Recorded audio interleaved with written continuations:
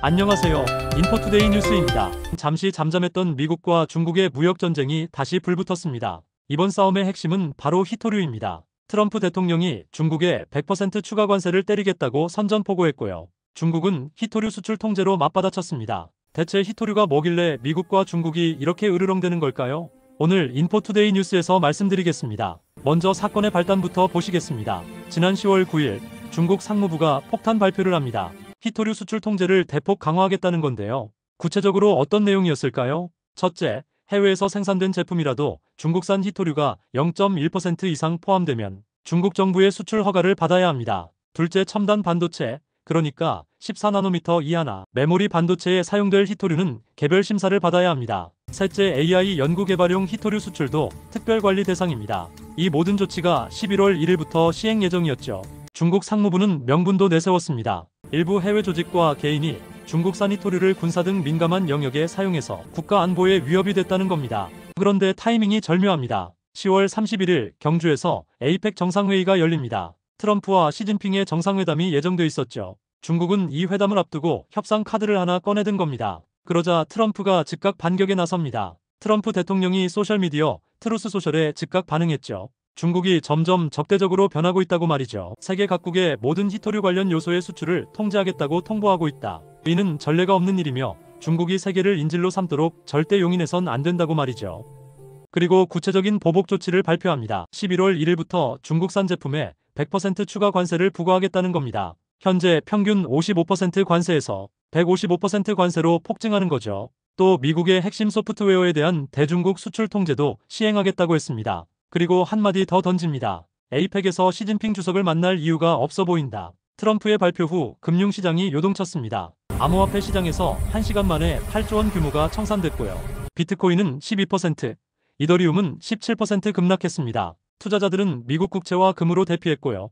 글로벌 증시도 동반 하락했습니다. 그런데 대체 히토류가 뭐길래 이런 난리가 난 걸까요? 히토류는 17종의 특수 금속 원소입니다. 희귀한 흙이라는 뜻인데요. 실제로는 그렇게 희귀하지 않습니다. 다만 경제성 있게 채굴할 수 있는 곳이 제한적이죠. 히토류가 어디에 쓰이냐고요? 스마트폰, 노트북은 기본이고요. 전기차 모터, 2차 전지, 반도체에도 들어갑니다. 태양광 패널, 풍력 발전기에도 필수입니다. 심지어 미사일 유도 시스템이나 레이저 장비에도 쓰입니다. 한마디로 첨단 기술 산업의 비타민 같은 존재인 거죠. 그런데 여기서 문제가 됩니다. 중국의 히토류는 세계의 약 25% 매장량이 있습니다. 특히 이온흡착형 히토류라는 채굴이 쉬운 형태는요. 중국 장시성 간저우 지역에 집중되어 있습니다. 이곳은 세계 히토류의 수도로 불리죠. 미국은 어떨까요? 자국 내 히토류 광산이 있긴 합니다. 하지만 정제시설이 부족해서 결국 중국에 의존할 수밖에 없습니다.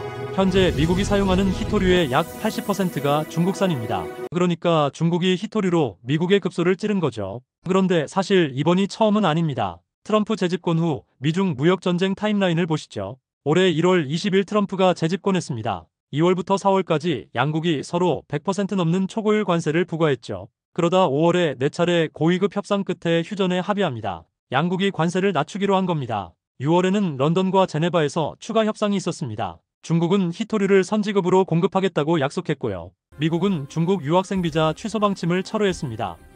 일부 첨단 기술 수출 통제도 완화하기로 합의했죠. 순조로워 보였습니다. 하지만 10월 들어 상황이 급변합니다. 에이펙 정상회의를 한 달 앞두고 말이죠. 10월 9일 중국이 히토류 수출 통제를 강화합니다. 10월 10일 트럼프가 100% 추가 관세를 말했죠.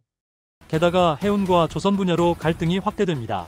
양국이 서로 상대국 선박의 입항료를 부과하기 시작했고요. 흥미로운 점은 트럼프가 강경 일변도가 아니라는 겁니다. 10월 12일 불과 이틀 후에 태도를 바꿉니다. 미국은 중국을 해치려는 것이 아니라 도우려는 것이다. 중국에 대해 걱정하지 말라. 모든 것이 잘 될 것이다. 매우 존경받는 시진핑 주석이 잠시 안 좋은 순간을 겪었을 뿐이다. 그는 자기 나라가 불황을 겪는 것을 원하지 않고 나 역시 마찬가지다. 에어포스원 기내에서도 이렇게 말했습니다. 나는 시 주석과 좋은 관계를 갖고 있다. 그는 매우 강인하고 똑똑한 사람이며 중국의 훌륭한 지도자라고 말하였습니다. 기자가 물었습니다. 11월 1일 관세 계획을 여전히 갖고 있느냐고요. 트럼프는 이렇게 답했습니다. 지금은 그렇다 하지만 어떻게 될지 보자. 전형적인 트럼프식 협상 전략입니다. 첫째, 강력한 위협으로 압박합니다. 둘째, 상대방이 양보하면 포용적 제스처를 보입니다. 셋째, 협상 테이블로 끌어들입니다. 그런데 10월 14일 트럼프가 또 다른 카드를 꺼냅니다. 바로 폐식용유입니다. 중국이 미국산 대두 수입을 중단하자 미국 농가들의 피해가 커졌거든요. 농가는 트럼프의 핵심 지지층이죠. 그러자 트럼프가 반격에 나섭니다. 중국이 의도적으로 미국 대두를 사지 않고 우리 농가들의 어려움을 주는 것은 경제적으로 적대적인 행위다. 식용유를 비롯한 일부 교역 품목과 관련된 중국과의 사업을 중단할 수 있다. 폐식용유는 바이오 연료의 주원료입니다. 미국이 사용하는 폐식용유의 대부분을 중국에서 수입하는데요. 2023년 중국은 미국의 최대 폐식용유 공급국이 됐습니다. 그런데 중국도 마냥 여유롭지는 않습니다. 중국 과학 아카데미가 최근 충격적인 전망을 내놨거든요. 현재 중국의 히토류 점유율은 62%입니다. 그런데 2035년에는 28%로 급감한다고 합니다. 2040년에는 23%까지 하락할 것으로 예상되죠. 왜 그럴까요? 아프리카, 남미, 호주 등에서 히토류 광산 개발이 활발해지고 있기 때문입니다. 남아프리카 공화국 광산, 탄자니아 광산이 있고요. 브라질 아마존 매장지, 호주 프로젝트들도 있습니다.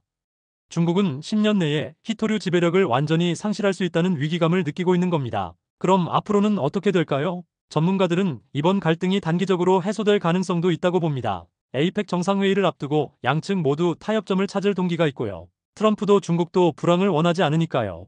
실제로 미국 무역대표부 대표는 예정해둔 시간이 있다며 정상회담 가능성을 시사했습니다. 하지만 장기적으로는 미중 갈등이 지속될 것으로 보입니다. 히토류는 첨단 산업의 핵심이고요. 이는 곧 국가 안보 문제이기 때문입니다. 정리해볼까요? 히토류 전쟁은 단순한 무역 분쟁이 아닙니다. 미래 기술 패권을 둘러싼 싸움이죠. 트럼프는 압박과 회유를 오가며 협상 주도권을 잡으려 하고 있고요. 중국은 자신의 마지막 카드인 히토류로 맞서고 있습니다. 트럼프는 경주 에이펙에서 시진핑을 만날 것이라고 다시 말했습니다. 만난다면 어떤 합의가 나올까요?